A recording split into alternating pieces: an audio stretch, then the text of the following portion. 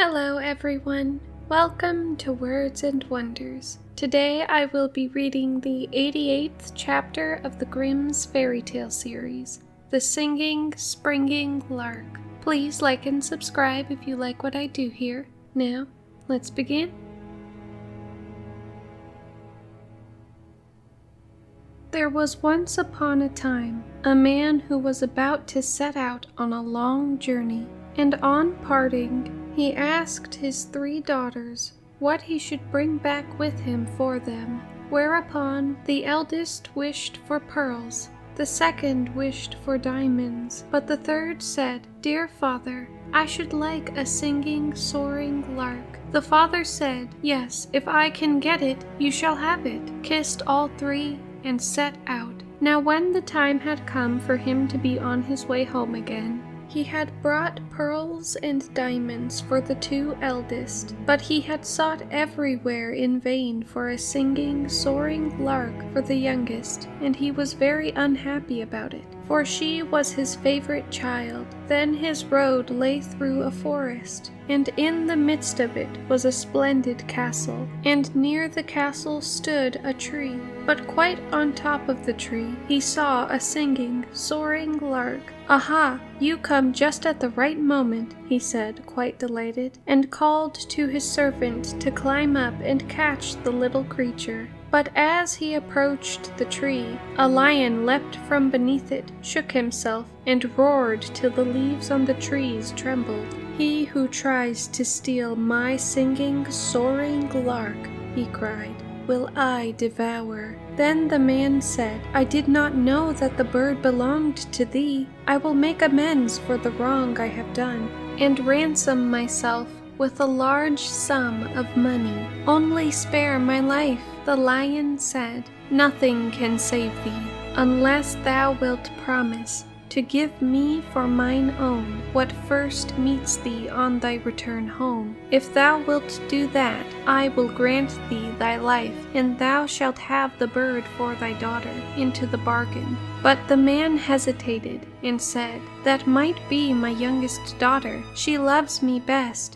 and always runs to me on my return home." The servant, however, was terrified and said, "Why should your daughter be the very one to meet you? It might as easily be a cat or dog." Then the man allowed himself to be overpersuaded, took the singing, soaring lark, and promised to give the lion whatsoever should first meet him on his return home. When he reached home and entered his house, the first who met him was no other than his youngest and dearest daughter, who came running up, kissed and embraced him, and when she saw that he had brought with him a singing, soaring lark, she was beside herself with joy. The father, however, could not rejoice, but began to weep, and said, "My dearest child, I have bought the little bird dear. In return for it, I have been obliged to promise thee to a savage lion, and when he has thee, he will tear thee in pieces and devour thee." And he told her all, just as it had happened, and begged her not to go there, come what might. But she consoled him and said, "Dearest father, indeed your promise must be fulfilled. I will go thither and soften the lion, so that I may return to thee safely." Next morning she had the road pointed out to her, took leave, and went fearlessly out into the forest. The lion, however, was an enchanted prince, and was by day a lion, and all his people were lions with him. But in the night they resumed their natural human shapes. On her arrival, she was kindly received and led into the castle. When night came, the lion turned into a handsome man, and their wedding was celebrated with great magnificence. They lived happily together, remained awake at night, and slept in the daytime. One day he came and said, "Tomorrow there is a feast in thy father's house, because your eldest sister is to be married, and if thou art inclined to go there, my lions shall conduct thee." She said, "Yes, I should very much like to see my father again," and went thither, accompanied by the lions. There was great joy when she arrived, for they had all believed that she had been torn in pieces by the lion and had long ceased to live. But she told them what a handsome husband she had, and how well off she was, remained with them while the wedding feast lasted, and then went back again to the forest. When the second daughter was about to be married, and she was again invited to the wedding, she said to the lion, "This time I will not be alone. Thou must come with me." The lion, however, said that it was too dangerous for him, for if, when there, a ray from a burning candle fell on him, he would be changed into a dove, and for 7 years long would have to fly about with the doves. She said, "Ah, but do come with me. I will take great care of thee, and guard thee from all lights." So they went away together, and took with them their little child as well. She had a chamber built there, so strong and thick that no ray could pierce through it. In this he was to shut himself up when the candles were lit for the wedding feast. But the door was made of green wood, which warped and left a little crack which no one noticed. The wedding was celebrated with magnificence. But when the procession with all its candles and torches came back from church and passed by this apartment, a ray about the breadth of a hair fell on the king's son, and when this ray touched him, he was transformed in an instant. And when she came in and looked for him, she did not see him, but a white dove was sitting there. The dove said to her, "For 7 years must I fly about the world, but at every 7th step that you take, I will let fall a drop of red blood and a white feather, and these will show thee the way, and if thou followest the trace, thou canst release me." Thereupon the dove flew out at the door, and she followed him, and at every 7th step a red drop of blood and a little white feather fell down, and showed her the way. So she went continually further and further in the wide world, never looking about her or resting, and the 7 years were almost past. Then she rejoiced, and thought that they would soon be delivered, and yet they were so far from it. Once when they were thus moving onwards, no little feather and no drop of red blood fell, and when she raised her eyes, the dove had disappeared. And as she thought to herself, "In this no man can help thee," she climbed up to the sun, and said to him, "Thou shinest in every crevice, and over every peak. Hast thou not seen a white dove?" "No," said the sun, "I have seen none.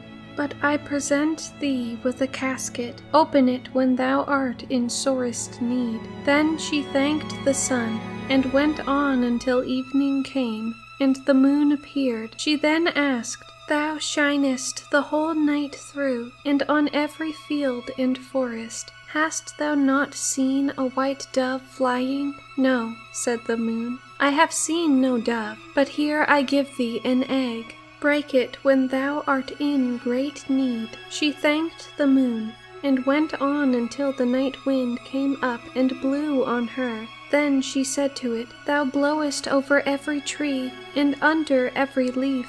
Hast thou not seen a white dove flying?" "No," said the night wind, "I have seen none, but I will ask the 3 other winds.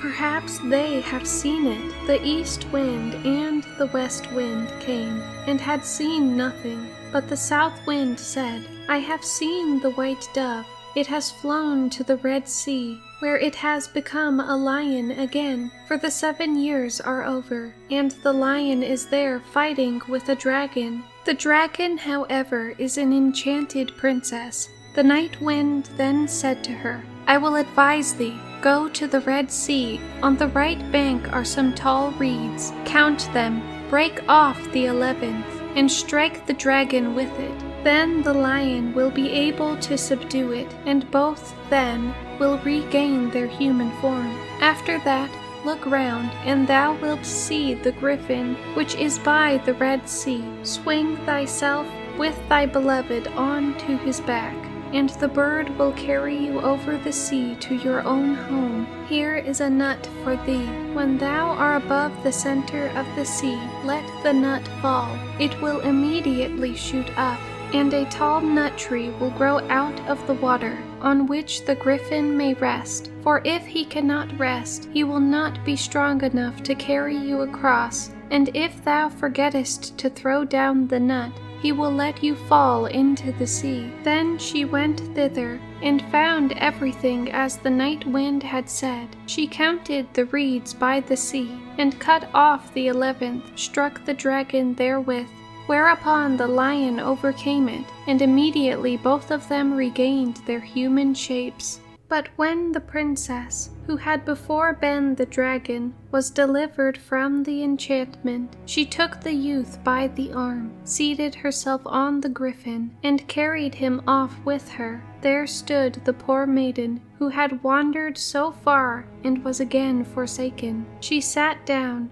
and cried, but at last she took courage and said, "Still I will go as far as the wind blows, and as long as the cock crows, until I find him." And she went forth by long, long roads, until at last she came to the castle, where both of them were living together. There she heard that soon a feast was to be held, in which they would celebrate their wedding. But she said, "God still helps me," and opened the casket that the sun had given her. A dress lay therein as brilliant as the sun itself. So she took it out and put it on, and went up into the castle, and everyone, even the bride herself, looked at her with astonishment. The dress pleased the bride so well that she thought it might do for her wedding dress, and asked if it was for sale. "Not for money or land," answered she, "but for flesh and blood."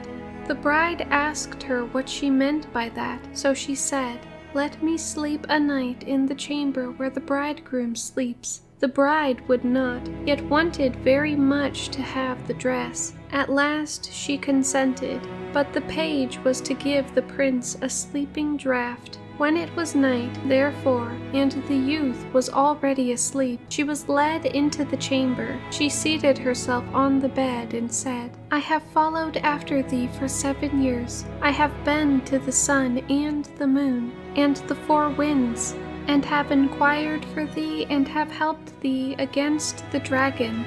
Wilt thou then quite forget me?"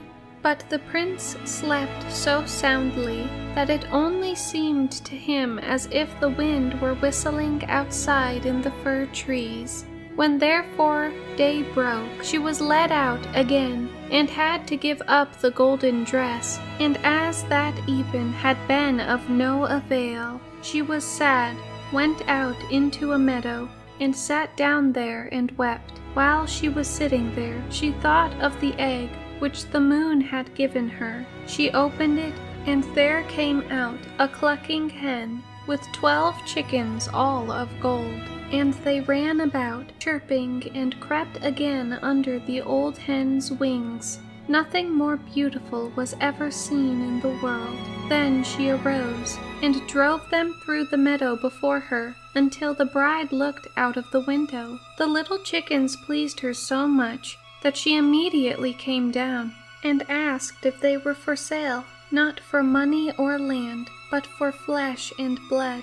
Let me sleep another night in the chamber where the bridegroom sleeps." The bride said, "Yes," intending to cheat her as on the former evening. But when the prince went to bed, he asked the page what the murmuring and rustling in the night had been. On this page told all, that he had been forced to give him a sleeping draught because a poor girl had slept secretly in the chamber, and that he was to give him another that night. The prince said, "Pour out the draught by the bedside." At night she was again led in, and when she began to relate how ill all had fared with her, he immediately recognized his beloved wife by her voice, sprang up and cried, "Now I really am released. I have been as it were in a dream, for the strange princess has bewitched me so that I have been compelled to forget thee. But God has delivered me from the spell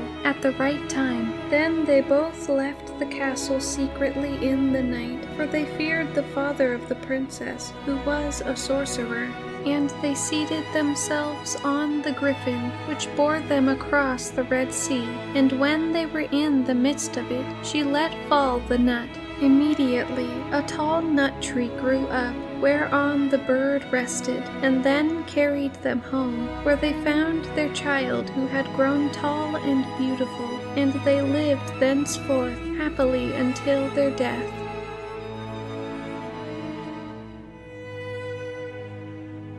Thank you guys for watching, and if you would like to hear more stories like this, feel free to like, subscribe, and comment down below. Bye bye.